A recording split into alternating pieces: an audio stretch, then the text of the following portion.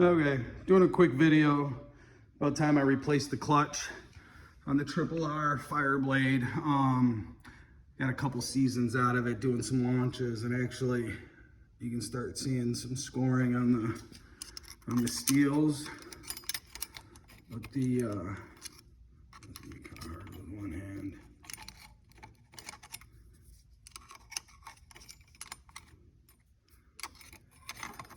So as I take them out, I literally pull it off and flip it over, and I literally just stack it. So now I have the exact way it goes. But yeah, the friction plates actually didn't seem to be that bad.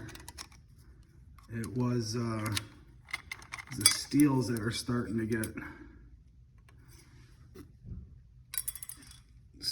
a little scarring. So I actually got I got lucky on eBay. I got a whole new clutch basket, new steels from a salvage bike. Only had 500 miles on it, and judging by I'm already soaking the friction plates, but judging by the picture, it actually looks like it did only have 500 miles on it. I mean, the steels are pretty much new looking. So yeah, so now I got a whole new hub and springs and everything. But anyways, so yeah, all you do, loosen up your clutch adjuster, loosen that up, and then the actual course adjuster that comes down, you know, off your case here, crack the back nut, get this disconnected, and then you're just going to undo all the bolts. I line mine up in order since there's some different sizes, and then that whole case will pop right off. Then you got this guy sitting on there, and then you just undo your springs and bolts. You got 1, 2, 3 with the springs and the bolts, and then this comes off. Then you expose the clutch. So let's take a couple more out. See how these guys all look. But yeah, it was gonna be 150 for a new clutch. Or like I said, I found that used clutch for 150. So, but yeah, these so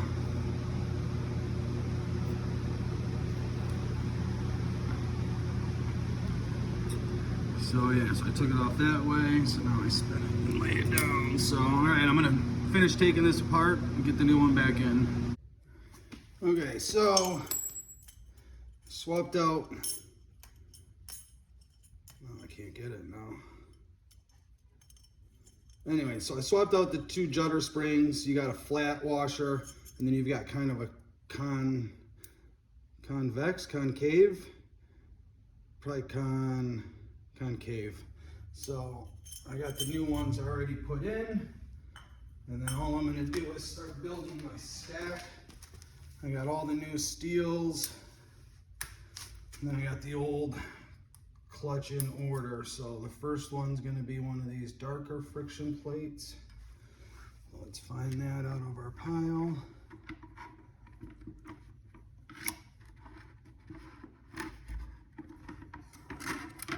So there's one there. And then it's just the, I think the last one, the last friction that gets offset.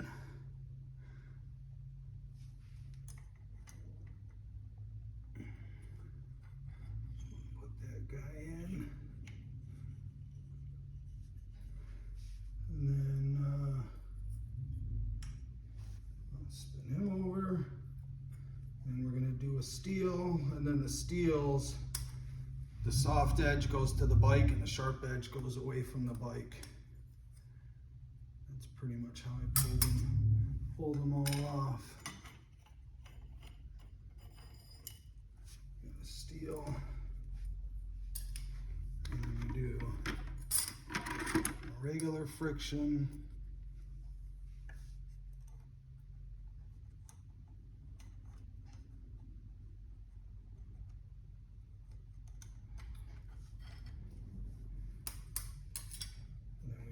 Steel. and so on and so on. So let me get that going, and I'll come back when I get a little further. Okay, so the last three actually are kind of tricky. So they're two smaller regular, and then one, it's almost like a carbon fiber. And then you got to get those in there and then still slide this little clutch hub in at the same time, which is a little tricky to do. So go ahead and put this one on.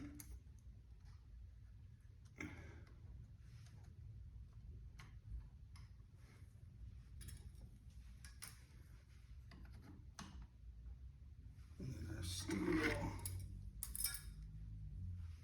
Another one. And steel. And then the last one gets offset. So let's see, how the heck are we going to do this?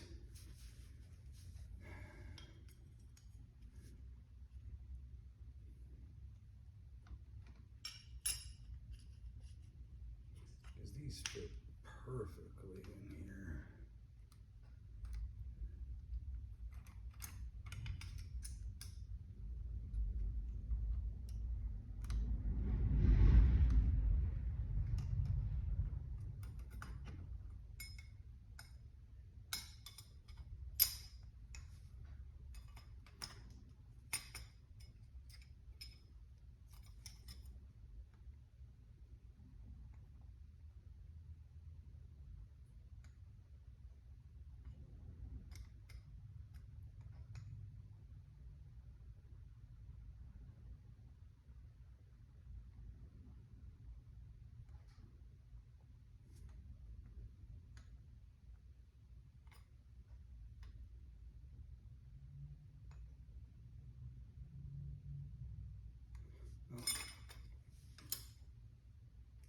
I think I did this backwards.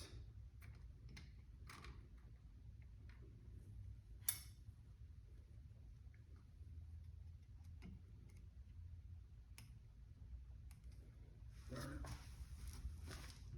it. And then now I see that even there's two steels that are a little bit different size.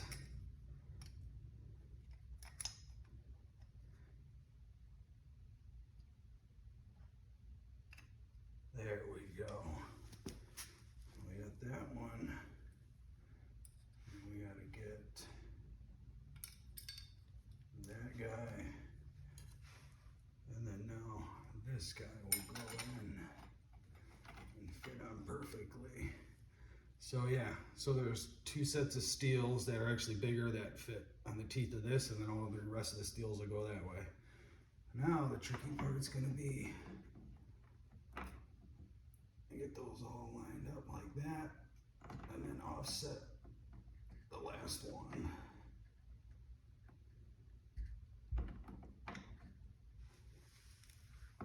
Yeah, just like that, actually.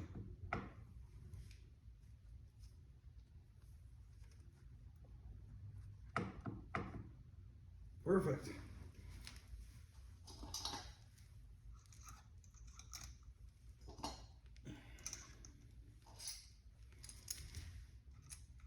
So yeah, doing a clutch, I mean, I got a video doing it on the Aprilia RSV4 also. And if you stay kind of methodical and keep everything organized.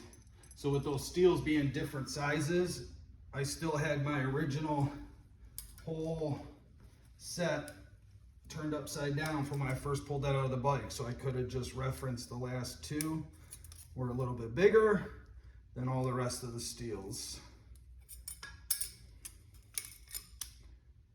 Yep. That one went back in there. So yeah, so that's OEM. So I'll go ahead and put that one back in the old clutch basket. So I didn't decide to switch out the entire basket and everything.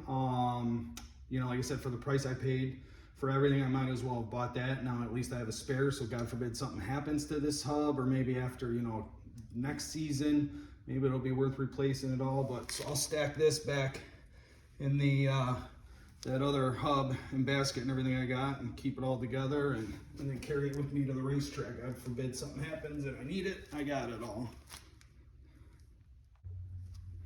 All right, so we got all these torqued back down. I don't know what the torque specs are. I just kind of matched how tough they were getting out. I mean, snugged up pretty good, but not crazy tight. So now this little shift arm, so you got to kind of line that up as you go in. Let's see if we can get it.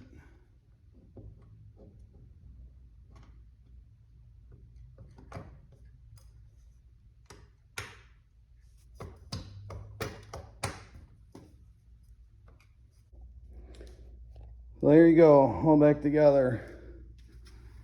So yeah, this little arm pretty much has to be parallel with the bike, with the engine, and then that case slides on pretty easily afterwards. And then when I took this apart, all I did was loosen the back one so that the whole thing would go forward so I could disconnect it. So this front nut kind of already stayed where it should be. So I just hooked the back up, retightened the back one, and then you know, now my clutch kind of ends up where it was, so just a little bit of slop and then it starts pulling. So there you go, a little quick, easy clutch change on a 2021 cbr1000rr-r SP Fireblade, and then I got a whole clutch basket with clutch plates and steels and everything ready to go, God forbid. And then at the same time, obviously, changing my oil, you might as well when you got the whole engine tore apart or at least exposed like that. So, all right, guys, thanks for watching.